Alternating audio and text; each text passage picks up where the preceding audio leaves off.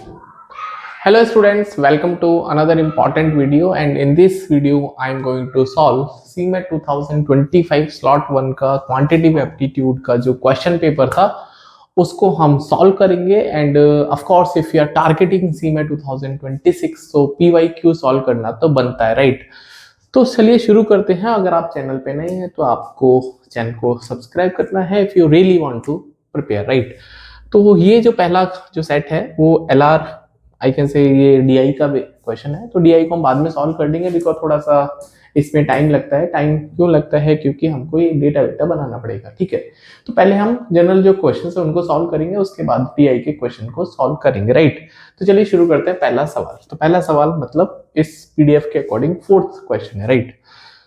तो क्वेश्चन बोलता है दोस्तों कि आपको ये जो 4 ऑप्शंस हैं 3 की पावर 3 की पावर 3 की पावर 3 3 की पावर 30 3 की पावर 3 आपको इनको असेंडिंग ऑर्डर में या फिर ऑर्डर में सेट करना है as per the options right. तो सबसे पहले एक दो बातें आपको मैं बताता हूं।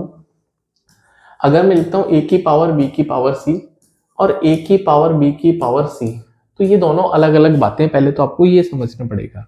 तो अगर आपके पास फुल ब्रैकेट है फिर पावर लगी है तो इसका मतलब है आप इनको मल्टीप्लाई कर सकते हैं। बट अगर आपके पास ये फंडा है तो ये आप इसको सॉल्व नहीं कर सकते, उसको आपको लॉजिकली या तो सोचना पड़ेगा या तो समझना पड़ेगा कि कौन सी पावर बड़ी है। जैसे फॉर एग्जांपल मैंने लिखा है 2 की पावर 3 की पावर 2 और मैंने लिखा है 2 की पावर 3 की पावर 2 इस तरह से। तो जब आप इस तरह की पावर को सॉल्व करते हैं पावर के ऊपर पावर, तो आपको ऊपर से नीचे की तरफ आना होता है व्हाइल सॉल्विंग राइट। नीचे से ऊपर नहीं, ऊपर से नीचे की तरफ आना राइट। तो यहाँ पे जब आप इस तरह से देखोगे, मान लो मैंने एक और पावर लिख दी यहाँ पे ऐसा, तो पहले हम ऊपर से नीचे की तरफ देखेंगे तो यहाँ पे 2 की पावर 2 बनेगी, तो मतलब 2 की पावर 3 और 3 की पावर 4। और यहाँ पे दोस्तों इसको तो मैं सॉल्व ही कर सकता हूँ, ये तो मल्टीप्लाई करना सिंपल राइट। अब 3 की पावर 4, 3 की पावर 4 होता है 81। तो आपको ये पता चलेगा ये वाली पावर मतलब ये वाला जो नंबर है बड़ा है। तो ये बहुत इंपॉर्टेंट है कि अगर आपको पावर के ऊपर पावर है तो किस तरह से इसको टैकल करना है राइट। दिख रहा है सब कुछ राइट, दिख रहा है। तो अब हम इस कंसेप्ट को यूज करते हैं व्हाइल सॉल्विंग द क्वेश्चन। तो आपके पास 4 नंबर है 3 की पावर 3 की पावर 3 की पावर 3, 3 की पावर 33 और उसकी पावर 3, 3 की पावर 3 और होल पावर 33 और उसके बाद 3 की पावर 33 मतलब ट्रिपल 3। तो सबका बेस सेम है, सबका बेस सेम है। तो आप पावर पे थोड़ा फोकस करते हैं। तो अगर मैं यहाँ पर समझता हूँ तो 3 की पावर 3, 3 की पावर 3 समझते हो आप, ये बनेगा 27 मतलब 3 की पावर 3 और उसकी भी पावर है 27, ये ए है। अच्छा बी को मैं देखता हूँ तो 33 की पावर 3, इसको मैं ज़्यादा छेड़ नहीं सकता बिकॉज ये ऑलरेडी मुझे लग रहा है कि सिंप्लीफाइड फॉर्म में ही है, फायदा कुछ नहीं है इसको क्यूब करना, 33 का क्यूब। अच्छा अगर मैं इसको देखता हूँ तो ये लिखा है दोस्तों, इसको मल्टीप्लाई कर सकते हैं 3 की पावर 99 और ये है 3 की पावर 333, ठीक है। तो ये बी है, ये सी है, ये डी है। तो इन सब में सबसे छोटी पावर किसकी है? तो कोई भी बच्चा जो कि थोड़ा भी लॉजिक रखता है तो ये डेफिनेटली बोल सकता है कि सर सी सबसे छोटा है क्योंकि सी की पावर सबसे छोटी है। भाई 3 सबका बेस है, ये 99, ये 333, ये 33 की पावर 3। तो 33 की पावर 3 का क्या मतलब है? That is 33 into 33 into 33। तो this is going to be huge number. ये वाला हो जाएगा 1089 इंटू 33। तो this is going to be huge number right, बहुत बड़ा नंबर बनेगा। मतलब सबसे छोटा डी है, सबसे छोटा डी है। तो ये तो ऑप्शन ही खत्म। तो सबसे छोटा डी मतलब सॉरी सबसे छोटा सी है, सबसे छोटा सी। तो ये वाला तो ऑप्शन ही खत्म। तो या तो आंसर ए आएगा या तो आंसर सी आएगा, ठीक है। तो यहां तक तो ये सारी चीजें सेम है। अब मामला फंस गया ए और बी में, अब मामला फंस गया ए और बी में राइट। तो अगर मैं ए और बी को देखता हूं तो यहाँ पर लिखा है 3 की पावर 3 की पावर 27 और यहाँ लिखा है दोस्तों 3 की पावर 33 की पावर 3। तो आप सोच के देखो 3 की power 27 is going to be a very giant number, humongous जिसको बोलते हैं, बहुत ही बड़ा नंबर बनेगा। तो मैं गारंटी कर सकता हूँ कि ये वाला नंबर बड़ा होगा क्योंकि 33 की पावर 3। तो अगर आप इसको मोटा मोटा देखोगे तो भाई 1000 इंटू 30,000, लेकिन ये जो पावर है 3 की पावर 27 वो 30,000 से बहुत बड़ा नंबर आएगा राइट। तो ए ग्रेटर है, तो इसका मतलब ऑप्शन ए यहां पर करेक्ट है। I believe it is clear right, I hope it is clear. आपको ये क्वेश्चन समझ में आया? Okay, I need to check कि whether the things are correctly going on और नॉट, तो इसलिए बीच में चेक करना पड़ता है। Okay we have another question, एक और क्वेश्चन आपके सामने है। तो ये क्वेश्चन बोलता है कि टाइगर और लेपर्ड का क्वेश्चन है, just try to understand. In a circus there were leopard and a tiger. तो ये सर्कल में मूव कर रहे हैं टू डिफरेंट रिंग्स, लेकिन सबका रेडियस सेम टू सेम है, इस तरह से, राइट। तो मान लेते हैं यहाँ पे लेपर्ड मूव कर रहे हैं, यहाँ पे टाइगर, एंड जो रिंग है दोनों का रेडियस सेम टू सेम, मतलब आइडेंटिकल है, कुल मिला के आइडेंटिकल चीज है, राइट। अब यहाँ पे एक क्वेश्चन शुरू होता है नेक्स्ट लाइन में। क्वेश्चन बोलता है आपसे कि it was observe that when the leopard move 3 step tiger move 5 step. तो जब लेपर्ड ने 3 स्टेप चले तो लेपर्ड के 3 स्टेप्स टाइगर के 5 स्टेप्स के बराबर है, राइट। मतलब जितनी देर में लेपर्ड ने 3 स्टेप चले उतनी देर में टाइगर ने चले हैं 5 स्टेप। बट डिस्टेंस ट्रेवर्स, अब यहाँ पे बात सुनो, but the distance traverse by the leopard in 5 step is equal to the distance traverse by tiger in the 4 step. इस बात का मतलब क्या है? मान लेते हैं हमने ये डिस्टेंस बनाई, मान लेते हैं हमने ये डिस्टेंस बनाई, तो लेपर्ड को मैं ऊपर बनाता हूँ, नीचे बनाता हूँ टाइगर को डिफरेंट कलर से, राइट। टाइगर को हम पिंक वाला नहीं, ठीक है। तो पहले लेपर्ड के स्टेप को समझते हैं। तो लेपर्ड ने कितने स्टेप चले? 5, 1 2 3 4 5। आप इसको विजुअलाइजेशन समझो। लेपर्ड के हो गए 5 स्टेप, लेपर्ड के कितने स्टेप्स हो गए? 5। अब सेम डिस्टेंस को जो टाइगर है वो 4 स्टेप में कवर कर देता, मतलब इसका स्टेप साइज थोड़ा बड़ा होगा, इस तरह से। समझ में आया? तो मान लेते हैं कि जो डिस्टेंस है ये x है, मान लेते हैं डिस्टेंस x है, मतलब x डिस्टेंस को इसने 5 स्टेप में चला, इसने 4 स्टेप्स में चला। क्या मेरी बात समझ में आती है? तो अगर मैं आपका लेपर्ड का स्टेप साइज पूछता हूँ, ठीक है, स्टेप साइज बोले तो मतलब पर स्टेप में कितना डिस्टेंस ट्रेवल कर रहा है, तो पर स्टेप में कितना डिस्टेंस ट्रेवल कर पा रहा है, पर स्टेप डिस्टेंस। तो ये जो भाई साहब पर स्टेप डिस्टेंस है, कितना ट्रेवल कर पा रहे हैं, एक्स डिस्टेंस को 5 स्टेप में ट्रेवल किया है, तो पर स्टेप में कितना चलेगा, x/5। और ये टाइगर जो है एक्स डिस्टेंस को 4 स्टेप में ट्रेवल कर रहा है, तो ये जो पर स्टेप है वो x/4 चलेगा। आई believe it is clear, I hope it is clear कि सेम डिस्टेंस है। आप इसको 20 भी मान सकते हैं, क्यों? क्योंकि 5 और 4 का एलसीएम 20 होता है, तो आप 20 मीटर के हिसाब से भी सॉल्व कर सकते हैं, कोई दिक्कत वाली बात नहीं है। तो इसके 3 स्टेप, अब इसके 3 स्टेप, राइट। तो इसके 3 स्टेप में कितना डिस्टेंस चलेगा, ठीक है। तो टोटल अगर मैं डिस्टेंस की बात करता हूं दोस्तों, कि पर स्टेप का है, तो टोटल इसके 3 स्टेप में कितना डिस्टेंस हो जाएगा, 3x/5, और इसके 5 स्टेप में हो जाएगा 5x/4, ठीक है भाई। एक स्टेप में x/5 है तो 3 में कितना होगा, 3x/5। एक स्टेप में 5x/4 है तो 5 में कितना होगा, 5x/4। लेकिन यहाँ पर एक चीज नोटिस करनी है कि टाइम लगा है दोनों को सेम। तो अगर मैं टाइम को सेम कर देता हूँ, तो टाइम अगर सेम है दोस्तों, तो जो डिस्टेंस है वो स्पीड के प्रोपोर्शनल होता है, मतलब जो उनका डिस्टेंस है, जो उनका स्पीड है, वो एक ही बात है। तो इनका अगर मैं डिस्टेंस रेशियो देखता हूँ, हाँ, तो अगर मैं इनका डिस्टेंस रेशियो देखता हूँ लेपर्ड का और टाइगर का, वो सेम टू सेम ही रहेगा, मतलब सेम रेशियो में रहेगा जो उनका स्पीड है। तो डिस्टेंस रेशियो कितना आएगा, अगर मैं इसको डिवाइड करता हूँ, तो लेपर्ड का जो डिस्टेंस है दैट इज 3x/5, और जो टाइगर का है 5x/4। तो x का कोई रोल है नहीं बेसिकली, तो ये बनेगा 12 और 25। मतलब जो इनकी डिस्टेंस का रेशियो है 12 और 25, मतलब जितनी देर में ये 25 डिस्टेंस कवर करेगा उतनी देर में ये 12 करेगा, अब चाहे मीटर हो या राउंड हो, कुछ भी हो, राइट। अब बस क्वेश्चन हो गया सॉल्व, बिकॉज जो लेपर्ड है और जो टाइगर है उनका डिस्टेंस का रेशियो है 12/25, लेकिन टाइगर ने कितने राउंड कंप्लीट कर लिए, 100। तो अगर टाइगर ने 100 राउंड कंप्लीट कर लिए हैं, तो ये मान लेते हैं x की जगह कोई और नंबर ले लेते हैं, मान लेते हैं p ले लेते हैं, राइट। तो p राउंड वैल्यू निकालनी है, तो सिंपल 25 × 4 100, तो p का वैल्यू 48 हो जाएगा, राइट। तो ये कितने राउंड कवर करेगा, 48। आई बिलीव इट इज क्लियर, तो सी इसका करेक्ट आंसर, राइट। चलिए आगे बढ़ते हैं दोस्तों। We have another question, mixture का क्वेश्चन है। क्या बोलता है question, that there are 3 bottles of mixture of syrup and water in the ratio. तो 3 बॉटल है आपके पास, bottle number 1, bottle number 2, bottle number 3। इसमें आपके पास सिरप और वाटर है, तो ये 2:3 का रेशियो मेंटेन करता है, ये 3:4 है, और ये दोस्तों है 7:5, ये रेशियो है, ठीक है। 10 litre of first and 21 litre of second are taken, ठीक है। तो अगर मैंने इसकी क्वांटिटी उठाई है, 10 लीटर उठाया और ये 21 लीटर उठाया है, ठीक है। अब मेरी बात को ध्यान से समझो, ठीक है। 21 लीटर, 10 लीटर और 21 लीटर हमने इसका बॉटल नंबर 1 का और बॉटल नंबर 2 का पिक किया है। How much mixture of the third bottle is to be taken so that the final syrup and water in the mixture become 1:1 if the final mixture from all the three are added। ठीक है, अब हमने क्या किया है कि आपको equal equal की बात करनी है, राइट। तो यहाँ पर 10 लीटर आपने पिक किया, मान लेते हैं 2x और 3x है और ये 3y और 4y है, कोई दिक्कत वाली बात नहीं है। मतलब 5x की वैल्यू 10 है। अब मेरी बात को समझो, 5x की वैल्यू दोस्तों 10 है, तो x की वैल्यू कितनी आएगी? x की वैल्यू आएगी 2। तो यहाँ से अगर मैं 10 लीटर पिक करूंगा, मेरी बात को ध्यान से समझिए दोस्तों, कि अगर मैं यहाँ से 10 लीटर पिक करूंगा तो यहाँ से मुझे 4 मिलेगा शुगर का और यहाँ से मिलेगा 6 बॉटल। क्या मेरी बात समझ में आती है? तो मतलब बॉटल नंबर 1 से जो शुगर आएगी और जो वाटर आएगा, तो यहाँ से 4 शुगर आएगी बॉटल नंबर 1 से और वाटर आएगा 6।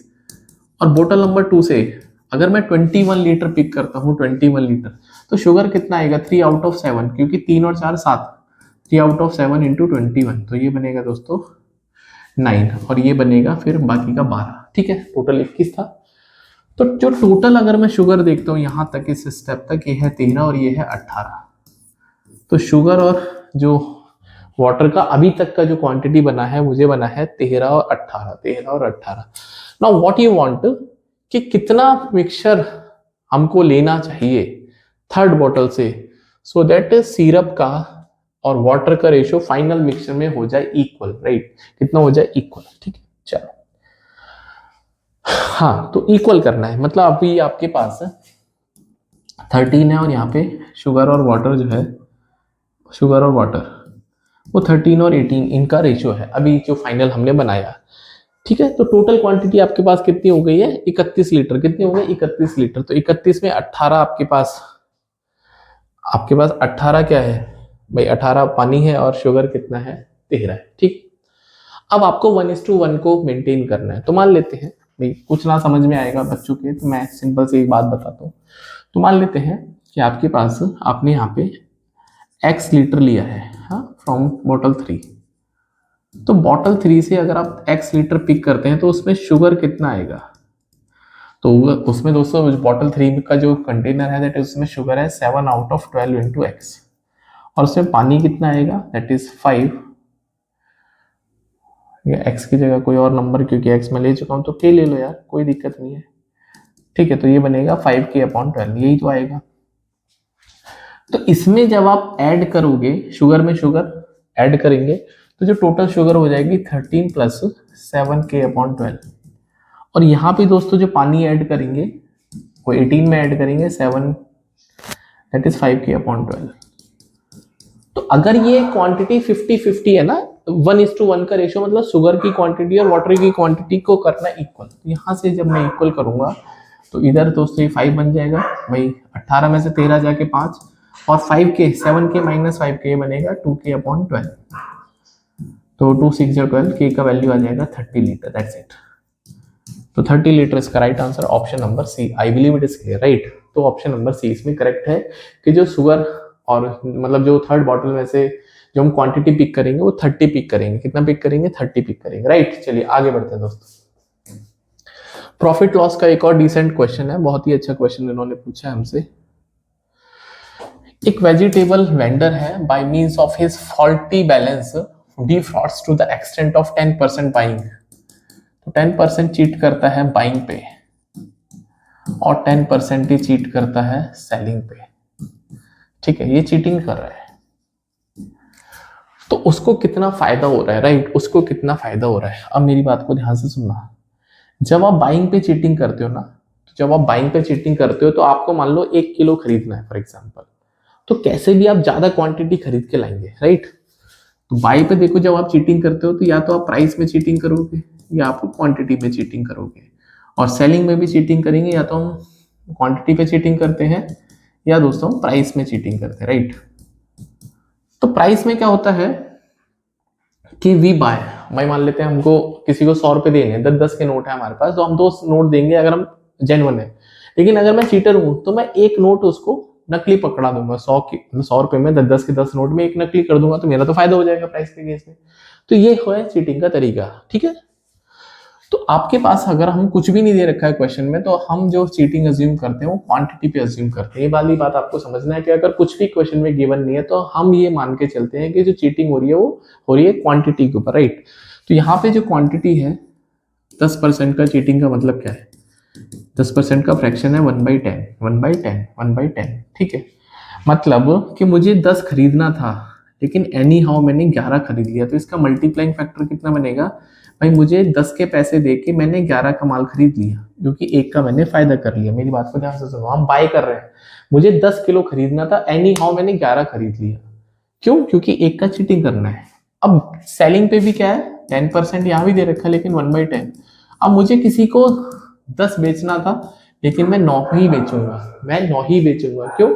एक किसी का मुझे फायदा करना, मतलब मुझे किसी को 10 किलो देना है लेकिन मैंने उसको 9 किलो दिया क्योंकि 1 किलो का फायदा करना है, राइट। तो मेरी जेब से तो 9 का ही पैसा मतलब गया इन्वेस्टमेंट, तो इसका मल्टीप्लाइंग फैक्टर नीचे 9 आएगा, राइट। क्यों? क्योंकि मैंने दिया कितना, किसी को 9, लेकिन पैसे मैंने कितने के लिए सामने वाले से 10 के। भाई पैसे तो मैंने पूरे लिए। चीटिंग, सेलिंग का चीटिंग का मतलब क्या है कि अगर आप बेचने पे चीटिंग करते हैं तो आप पैसे तो सब पूरे सामान के लेंगे जो आपने बोला है कि मैं आपको 5 किलो दे रहा हूँ, 10 किलो, लेकिन चीटिंग में आप क्वांटिटी कम कर देंगे। तो हमने 10 के पैसे लिए लेकिन उसको क्वांटिटी तो 9 की दी है, पैसे तो आपको, आपका जो इन्वेस्टमेंट है वो तो 9 का ही लगा है, राइट।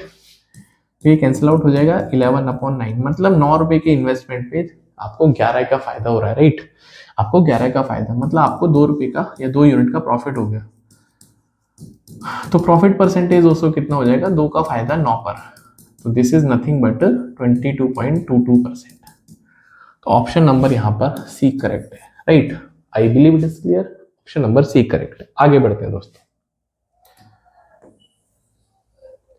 नेक्स्ट क्वेश्चन एक और बहुत ही प्यारा सा क्वेश्चन है। आपके पास एक इक्वेशन दे रखा है, it is asking the x square equals to y plus z और y square equals to x plus z और z square equals to x plus Y.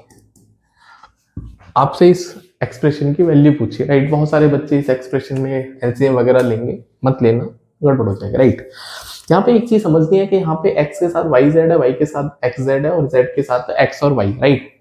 तो मैंने थोड़ा दिमाग लगाया कि अगर मैं यहाँ पर जो x है दोनों तरफ अगर मैं x ऐड कर देता हूँ तो पहले वाले एक्सप्रेशन में ये वैल्यू बन जाएगी, ठीक है। तो यहाँ से मैंने x कॉमन ले लिया, तो अगर आप दोस्तों x आपने कॉमन ले लिया तो ये एक्सप्रेशन बन गया। तो अगर मैं यहाँ से x प्लस 1 की वैल्यू कैलकुलेट करता हूँ तो ये बनेगी x plus y plus z upon x. But मुझे तो क्वेश्चन में 1 अपॉन चाहिए x प्लस 1, तो मैंने इसको उल्टा कर दिया, तो उल्टा करने पर ये वाला एक्सप्रेशन ऐसा आ जाएगा, राइट। तो इसकी वैल्यू आ गई आपके पास ये। सिमिलरली दोस्तों, सिमिलरली अगर मैं दूसरे वाले एक्सप्रेशन को देखता हूँ y square equals to x plus z, तो मैंने दोनों तरफ y ऐड कर दिया। तो जैसे ही आप दोनों तरफ y ऐड करेंगे सेम प्रॉब्लम यहाँ पर आपकी सॉल्व हो जाएगी। तो यहाँ से भी 1 अपॉन वाई प्लस 1 की वैल्यू आ जाएगी, that is y upon x plus y plus z. तो दिमाग में घंटी बजनी चाहिए कि इसकी वैल्यू आ गई x upon x plus y plus z, इसकी वैल्यू आ गई y upon y plus x plus z और इसकी वैल्यू आ जाएगी z upon x plus y plus z. मतलब तीनों का डिनोमिनेटर हो गया सेम। तो जैसे ही तीनों का डिनोमिनेटर आपने लिखा है सेम, तो ये जो न्यूमिनेटर है ये भी सेम टू सेम हो जाएगा, सिंपल ऐड, तो ये टोटल वैल्यू मिल जाएगी 1। तो ऑप्शन नंबर यहाँ पर 1 करें। So we have next question. तो नेक्स्ट क्वेश्चन बोलता है देयर आर 20 गर्ल्स, 20 लड़कियां हैं, देयर आर 20 गर्ल्स, तो जिसमें से 2 लड़की हैं ए और बी, तो ए और बी 2 लड़कियां हैं, बाकी 18 और गर्ल्स हैं, ठीक है। ऐसा they want to sit around a round table, इनको एक राउंड टेबल में बैठना है, सर्कुलर टेबल में। The probability that there are 4 girls between A and B, तो ए और बी के बीच में 4 लड़कियां बिठानी है, ए और बी के बीच में 4 लड़कियां बिठानी है, राइट। चलो तो मान लेते हैं ए यहाँ बैठ गई, बी यहाँ बैठ गई, ठीक है। अब इनके बीच में हम लोग 4 लड़कियां बिठाना चाहते हैं, ठीक है। अब मेरी बात को ध्यान से सुनो, मेरी बात को ध्यान से सुनो। तो इन 4 लड़कियों को बिठाने के लिए आपके पास टोटल 18 लड़कियां हैं। तो 18 में से पहले हम क्या करेंगे, 4 को करेंगे सेलेक्ट। भाई आ जाओ, 4 लड़कियों को हमने कर लिया सेलेक्ट। अब ये 4 लड़की आपस में 4 फैक्टोरियल वे से अरेंज भी हो सकती है। भाई हमने पहले 4 का सिलेक्शन किया और वो जो 4 लड़कियां वो आपस में सेलेक्ट अरेंज हो जाएंगी 4 फैक्टोरियल वे से, राइट। और ये जो 2 लड़कियां हैं ये भी आपस में 2 फैक्टोरियल वे से अरेंज हो सकती है। ये अलग मैटर है, ये अलग मैटर है, ये इनका मैटर है ए और बी का, और ये इनका मैटर है कि हमको सिलेक्शन और अरेंजमेंट दोनों करना है, राइट। तो ये पॉसिबिलिटी है कि हम इनको यहाँ पर बिठाना चाहते हैं, ठीक। तो अगर मैं यहाँ पर टोटल वेज की बात करता हूँ, टोटल कितने तरीके हैं लड़कियों को बिठाने के, तो अगर आपके पास n ऑब्जेक्ट्स हैं जिनको आप सर्कल में बिठाना चाहते हैं, अगर आपके पास n ऑब्जेक्ट्स हैं जिनको आप सर्कल में बिठाना चाहते हैं, तो जो फैक्टोरियल वेज होते हैं वो n-1 फैक्टोरियल वेज होते हैं। तो अगर आपको n ऑब्जेक्ट्स को सर्कल में बिठाना है तो we have n-1 factorial ways, right. तो प्रोबेबिलिटी ऑफ एन इवेंट वो होता है favourable outcome upon total ways. तो टोटल आउटकम है और फेवरेबल आउटकम। तो फेवरेबल चांसेस तो मेरे पास क्या है, ये चांसेस है भाई 18 में से 4 सेलेक्ट करना, वो आपस में 4 फैक्टोरियल में से अरेंज हो सकते हैं, और ये 2 फैक्टोरियल ए और बी आपस में भी इंटरचेंज हो सकते हैं, राइट। तो चलो, तो ये बनेगा 18c4 into 4 factorial into 2 factorial, और टोटल आपके पास 20 लड़कियां हैं, इनको बिठाने के जो नंबर ऑफ वेज थे वो है 19 फैक्टोरियल, वो है 19 फैक्टोरियल। अब सवाल ये है कि इनमें से कौन सा ऑप्शन ठीक बनेगा, राइट, कौन सा ऑप्शन बनेगा ठीक, राइट। चलो, तो थोड़ा सा यहाँ पे और दिमाग लगाना पड़ेगा, राइट। जैसे 18c4 होता है 18 into 17 into 16 into 15, 4 into 3 into 2 into 1, तो 18c4 हो गया। और 4 फैक्टोरियल कितना होगा, 4 इंटू 3 इंटू 2 इंटू 1, और ये है 2 इंटू 1, ये 2 का, ठीक है, ये तो कैंसिल आउट हो जाएगा, ठीक है। मेरी बात को ध्यान से सुनो, ये है 18 इंटू 17 इंटू 16 इंटू 15, और ये भी 1 तक जाएगा, और यहाँ पे इंटू 2, और 19 को अगर मैं सॉल्व करता हूँ नीचे, तो क्या मैं इसको 19 इंटू 18 फैक्टोरियल पे रोक सकता हूँ, और ये भी तो दोस्तों 18 फैक्टोरियल है, तो ये तो आपस में कैंसिल आउट हो जाएगा। तो आंसर जो बनेगा इसका बनेगा 2/19। अच्छा भी क्वेश्चन था, गंदा भी क्वेश्चन था, लेकिन सीमेंट में अच्छा क्वेश्चन पूछा गया मेरे हिसाब से, राइट।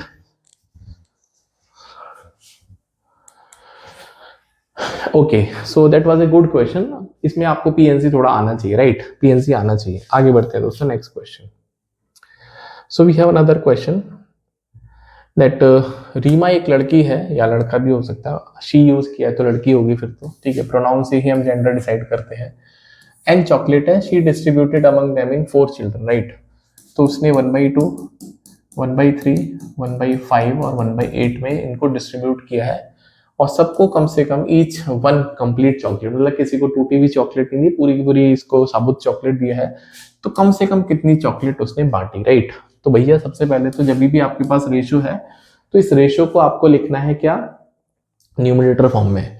तो न्यूमरेटर फॉर्म में आपको लिखने के लिए इन सबको एलसीएम से मल्टीप्लाई करना है। तो इनका एलसीएम कितना होगा, 60 नहीं 120 हो जाएगा, हाँ, मतलब 8, हाँ 120। तो जब आप इसको 120 से मल्टीप्लाई करेंगे तो ये आएगा 60, ये आएगा 20, ये आएगा 24, और ये आएगा 15 8 120, ठीक है। तो मान लेते हैं के टर्म्स में लिख दिया। तो टोटल अगर मैं इनको देखता हूँ तो 80, 104 और 119, भाई 80, 104 और 15, 119 के, ठीक है, 119।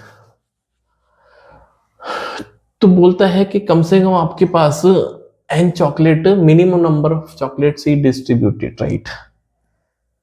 अब कितनी उसने चॉकलेट बांटी आपके पास ये बात करनी है, राइट। तो आप ये देखो कि यहाँ पे तो अगर मैं इसको देखता हूं तो इसके हिसाब से तो जो टोटल हमारे पास नंबर आ रहे हैं वो आ रहे हैं ये वाले, लेकिन अगर आपको मिनिमम चॉकलेट करना है, आई थिंक हमने कुछ एरर तो वैसे किया नहीं है, 24 15, ठीक है। तो अगर हमको यहाँ पर ये जो 20 है 120, तो ये अगर आपके पास 120 चॉकलेट है रीमा के पास, और 120 को वो 1/2 भी कर सकती है, 1/3 भी कर सकती है। अच्छा, यहाँ पे हमने आई थिंक गलत कर दिया यहाँ पे, हाँ, तो 100 तो यही हो गया यार, 1 मिनट, आई थिंक कुछ ना कुछ पंगा है, 120 नहीं आएगा, तभी तो मेरा दिमाग था, ठीक है। तो ये 60 आएगा के, ये 40 के आएगा, और ये दोस्तों आएगा 24 पंजे 120, और ये आएगा 15 के। तो जब मैं इनका समेशन करूंगा तो 139 के आएगा, राइट, 139 के, 139 के, ठीक है। नाउ इट इज आस्किंग कि आपके पास मिनिमम कितने नंबर ऑफ चॉकलेट्स हैं, अगर उसने सबको चॉकलेट दी है, ठीक है, तो 139 के, राइट। अब यहाँ पे एक चीज समझो कि जो मिनिमम वैल्यू के की आ सकती है 1 आ सकती है, भाई के की जो मिनिमम वैल्यू है दोस्तों वो आ सकती है 1। तो जब 1 आ जाएगी तो जो मिनिमम चॉकलेट आएंगी, जो मिनिमम चॉकलेट्स आ जाएंगी वो भी कितनी आ जाएंगी फिर, दैट इज 139। तो 139 इसका राइट आंसर बनेगा, राइट, 139। तो ऑप्शन नंबर 139 करेक्ट है। तो डोंट थिंक कि आपके पास 120 चॉकलेट है, क्योंकि जब आप 120 चॉकलेट डिस्ट्रीब्यूट करेंगे तो जो सम आएगा वो 139 आएगा। अब भाई 120 चॉकलेट में 139 तो नहीं बना सकते, लेकिन अगर आपके पास 139 चॉकलेट है तो आप इनको डिस्ट्रीब्यूट कर सकते हैं, because this multiplying factor, this is not the number of chocolate. ये बहुत इंपॉर्टेंट है, बहुत सारे बच्चे यहाँ पे ये गड़बड़ कर देते हैं। तो आंसर बनेगा इसका 139। चलिए आगे बढ़ते हैं दोस्तों। मुझे लग रहा है इसका सेकंड पार्ट ही लेके आना पड़ेगा, वीडियो लेंथी हो जाएगी। Alpha and beta are the two chemical fertilizers and alpha और बीटा ना, अल्फा को जनरली मैथ्स वाले बच्चे हैं तो आपको ये समझना है, अल्फा ऐसे लिखते हैं, बीटा ऐसे लिखते हैं। अल्फा के पास है NPK और बीटा के पास है N और P। A mixture of alpha beta is prepared in which NPK 26 68 और, ठीक है, तो अल्फा और बीटा बनाया है जिसमें NPK 26 68 और 6 है, और NPK अल्फा में है, अच्छा यहाँ पे 20% है अल्फा में, P आपके पास 70% है और यहाँ पे 10% है, राइट। अब यहाँ पे K 0 है, मतलब यहाँ तो K है ही नहीं बेसिकली, यहाँ पे सिर्फ N और P प्रेजेंट है, राइट। तो what is the ratio of N and P in beta, right. तो N और P का बीटा में रेशियो बताना, राइट।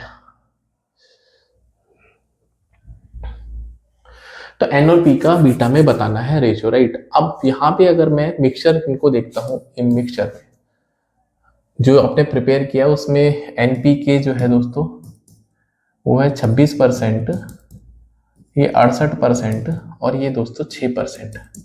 अब बड़ा इंटरेस्टिंग सा क्वेश्चन है, बड़ा इंटरेस्टिंग है कि मिक्सचर में 6% है, मिक्सचर में दोस्तों 6% है, राइट। मिक्सचर में है 6%, मिक्सचर में 6% है, राइट। तो N और P बीटा में कितना है आपसे ये बोलता है, राइट। अब मेरी एक बात को ध्यान से सुनने का थोड़ा प्रयास करें, राइट। थोड़ा प्रयास क्या करना है, मेरी बात को ध्यान से सुनने का। तो P का वैल्यू 70, देखो भाई यहाँ पे अगर मैं A की बात करता हूँ, A में K 10% है, अगर आप बेसिक रूल ऑफ एलिगेशन को जानते हैं, और यहाँ पर बीटा में, यहाँ पर जब आपने मिक्स किया तो यहाँ पे 0% है, लेकिन आपने यहाँ पे 6% बना लिया। इसका मतलब यहाँ पे इनका जो मिक्सिंग रेशियो है दोस्तों, जो इनका मिक्सिंग रेशियो है, तो मिक्सिंग रेशियो बनेगा दैट इज 4 और 6 का, दैट इज 3:2।